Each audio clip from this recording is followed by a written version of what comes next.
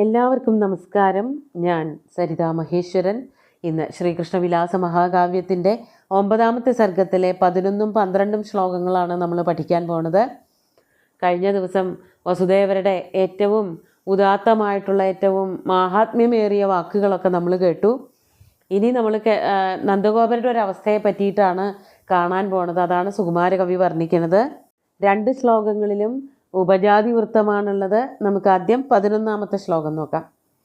ഇതീപ്സിതം തസ്യ നിശമ്യ നന്ദ സ്നേഹേന പര്യാകുല ചിത്തവൃത്തി ന കിഞ്ചിദൂചേ നിഗൃഹീതകണ്ഠോ മഹീയസാ ബാഷ്പസമുദ്ഗമേന. ആദ്യം പദച്ഛേദം പറയാം. ഇതി ഈപ്സിതം തസ്യ നിശമ്യ നന്ദ സ്നേഹേന പര്യാകുല ചിത്തവൃത്തി ന കിഞ്ചിത് ഊചേ നിഗൃഹീതകണ്ഠ മഹീയസ ബാഷ്പസമുദ്ഗമേന.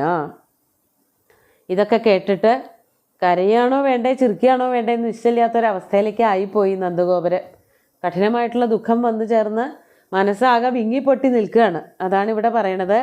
നന്ദ തസ്യ ഇതി ഈപ്സിതം നിശമ്യ. നന്ദ നന്ദൻ നന്ദഗോപര് തസ്യ വസുദേവസ്യ ഇതി ഈപ്സിതം ഈ പറഞ്ഞതായിട്ടുള്ള ഈപ്സിതം മോഹം. കഴിഞ്ഞ ശ്ലോകത്തിൽ പറഞ്ഞ ഒരുമിച്ച് താമസിക്കാം, അങ്ങനെ ശ്രീകൃഷ്ണൻ്റെ ഒപ്പമുള്ളതായൊരു ജീവിതം ഞങ്ങൾക്ക് 2 പേർക്കും, അതായത് വസുദേവർക്കും ദേവകിക്കും മാത്രമല്ല നന്ദഗോപർക്കും യശോദയ്ക്കും ഇവിടെ തുല്യ പ്രാധാന്യവും തുല്യ സ്ഥാനവുമാണ് ഉള്ളത് എന്ന് പറഞ്ഞത് കേട്ടിട്ട് ഇപ്രകാരം ഒരു മോഹം 4 പേർക്കും കൂടി ഒരുമിച്ച് ജീവിച്ച ശ്രീകൃഷ്ണനെ കാണാം, ശ്രീകൃഷ്ണനോടൊപ്പം ജീവിക്കാം എന്ന് പറഞ്ഞ ആ വാക്കുകൾ കേട്ടിട്ട് നിശമ്യ ആ വാക്കുകൾ കേട്ടിട്ട് സ്നേഹേന പര്യാകുല ചിത്തവൃത്തി സ്നേഹം കൊണ്ട് വീർപ്പ് മുട്ടിച്ചു കളഞ്ഞു വസുദേവര്. മനസ്സിൽ അത്രയ്ക്കധികം വർദ്ധിച്ചു വന്ന സ്നേഹമുള്ളത് കൊണ്ടാണ് വസുദേവർ നന്ദഗോപരോട് ഇത് പറഞ്ഞത്.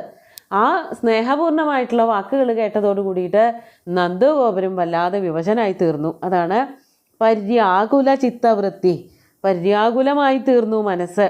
എന്താണ് ഇതിനൊരു മറുപടി പറയേണ്ടത്? ഖിന്നമായിട്ടിരിക്കുകയാണ്. വേർപെട്ട് പോവാറായല്ലോ, ഇനി കഴിഞ്ഞു, ഇനി തനിക്ക് ഇവിടെ ഒരു സ്ഥാനവും ഇല്ല. രാജ്യമൊക്കെ പിടിച്ചടക്കി രാജാവായിട്ട് മുത്തശ്ശനെ വാഴിച്ചു. നന്ദഗോപര് അതുപോലെ യശോദ അല്ലെങ്കിൽ മറ്റ് ഗോപന്മാർ ആരും അല്ലാതെയായി. ഇപ്പോൾ അവർക്ക് വേറൊരു സാമ്രാജ്യമായി. ശ്രീകൃഷ്ണനും വസുദേവർക്കും ഒക്കെ കൂടിയിട്ട് വേറെ ഒരു ലോകം തന്നെയായി. ഇനി ഞങ്ങളെന്തിനാ ഇവിടെ എന്ന് പറഞ്ഞിട്ട് തിരിച്ചു പോരാൻ ഒരുങ്ങുമ്പോഴാണ് ഇതൊക്കെ പറഞ്ഞത്. അപ്പോൾ പര്യാകുലമായ വളരെ ദുഃഖിതമായ ഒരു മാനസികാവസ്ഥയോട് കൂടിയിട്ട് നിൽക്കുകയായിരുന്നു നന്ദഗോപര്. ആ സമയത്ത് ഇത്തരത്തിലുള്ള വാക്കുകൾ കൂടി കേട്ടപ്പോൾ നിയന്ത്രിക്കാൻ പറ്റിയില്ല. നന്ദഗോപര് പൊട്ടിക്കരഞ്ഞുപോയി. അതാണ് മഹീയസ ബാഷ്പസമുദ്ഗമേന നിഗൃഹീതകണ്ഠ കിഞ്ചിത് ന ഊചേ. ആ കണ്ഠത്തിൽ കഴുത്തിലിങ്ങനെ വന്ന് കെട്ടിക്കിടക്കുന്ന ദുഃഖം കടിച്ചമർത്തി പിടിച്ചേക്കാണ്. പുറത്തേക്ക് കണ്ണീരായിട്ട് കുറേശ്ശെയൊക്കെ വരുന്നുണ്ടെങ്കിലും ഉറക്കെയൊന്നും കരയാൻ വയ്യല്ലോ. കഥാപാത്രത്തിൻ്റെ സ്വഭാവം, അതായത് നന്ദഗോപരൻ എന്ന് പറയുന്നത് ഒരു നിസ്സാരക്കാരനായിട്ടുള്ളൊരു വ്യക്തിയല്ല, ഒരു ഉത്തമനായിട്ടുള്ള ഒരു വ്യക്തിയാണ്. ധീരോദാത്തനായിട്ട് കൽപ്പിക്കപ്പെടുന്ന ഒരു വ്യക്തിയാണ്. എന്തിനേയും വളരെ ചങ്കൂറ്റത്തോടു കൂടി നേരിടുന്ന ഒരാളാണ്. അങ്ങനെയുള്ള നന്ദഗോപര് പരമാവധി കരയാതെ തന്നെ നിന്നുവെങ്കിലും കണ്ണിൽ കൂടെയൊക്കെ കുറേശ്ശെ കണ്ണീര് താഴേക്ക് വീഴുന്നുണ്ടായിരുന്നു.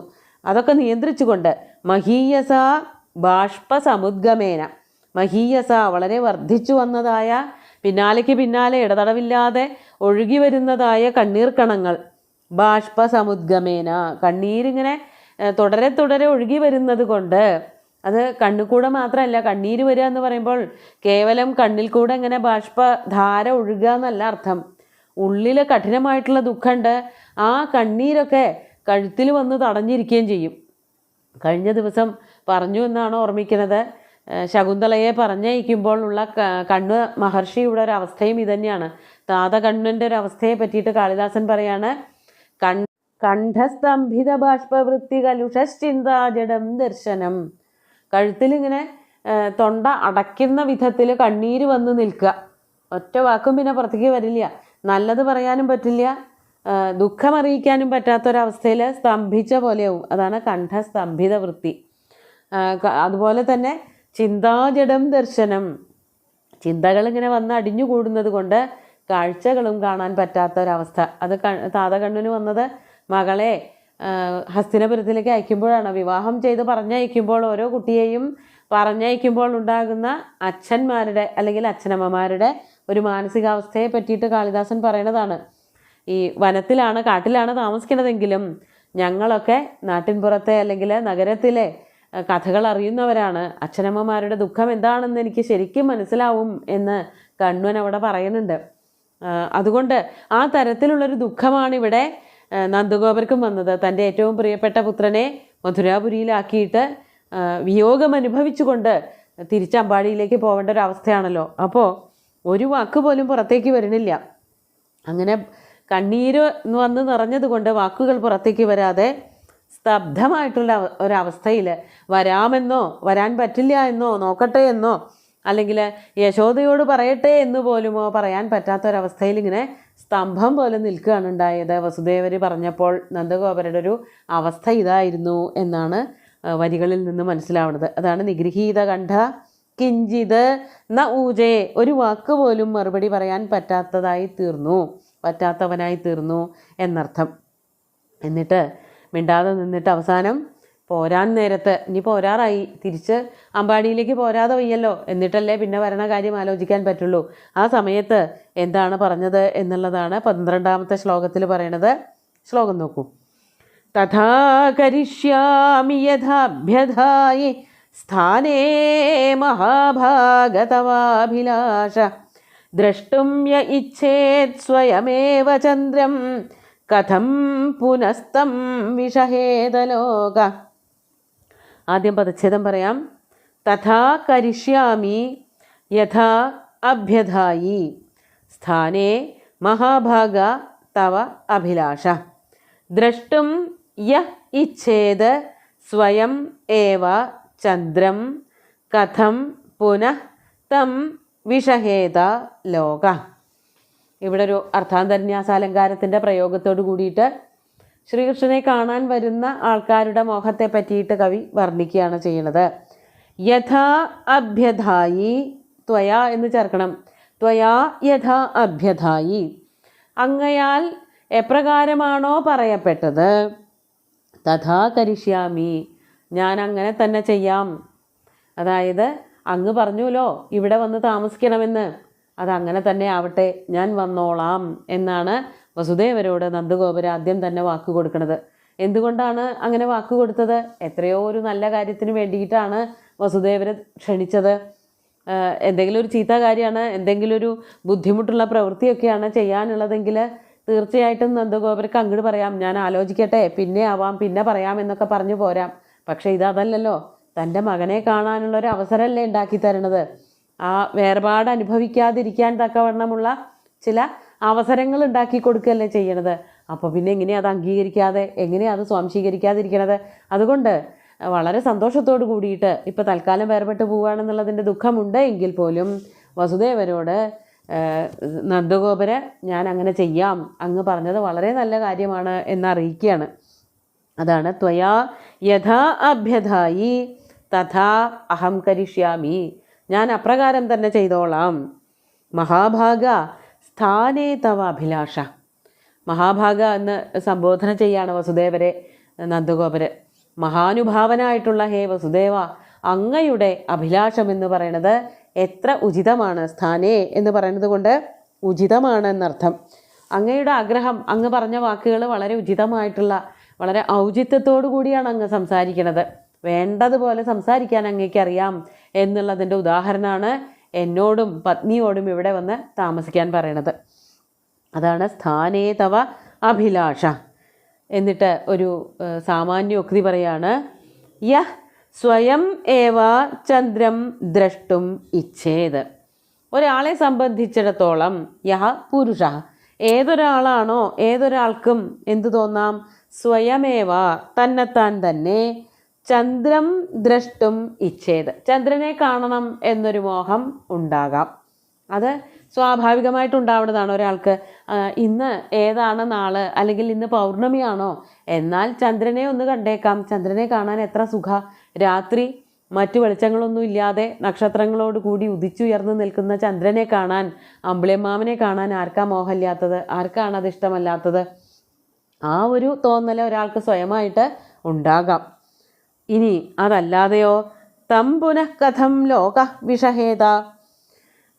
ഇനി അതുപോലൊരു ചന്ദ്രനെ കാണണമെന്ന് മോഹിക്കുന്ന ഒരാളെ തടഞ്ഞു നിർത്താനോ അല്ലെങ്കിൽ പോവണ്ടെന്ന് പറയാനോ ഏതൊരാളാ ഉത്സാഹിക്കുക? അതായത് കാണാനുള്ള ആളാരാ? കാണപ്പെടേണ്ട ആളാരാണ്?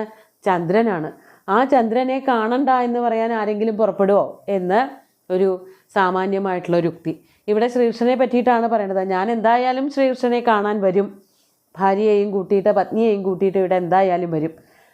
എനിക്ക് കാണണം എന്ന് തോന്നുമ്പോൾ കാണാൻ ഒരു അവകാശം കൂടി കിട്ടുകയാണെങ്കിലോ, അതിനുള്ളൊരു അവസരം കൂടി തരികയാണെന്നുണ്ടെങ്കിൽ പറയണ്ടല്ലോ. അത് ഏറ്റവും നല്ലൊരു കാര്യമല്ലേ?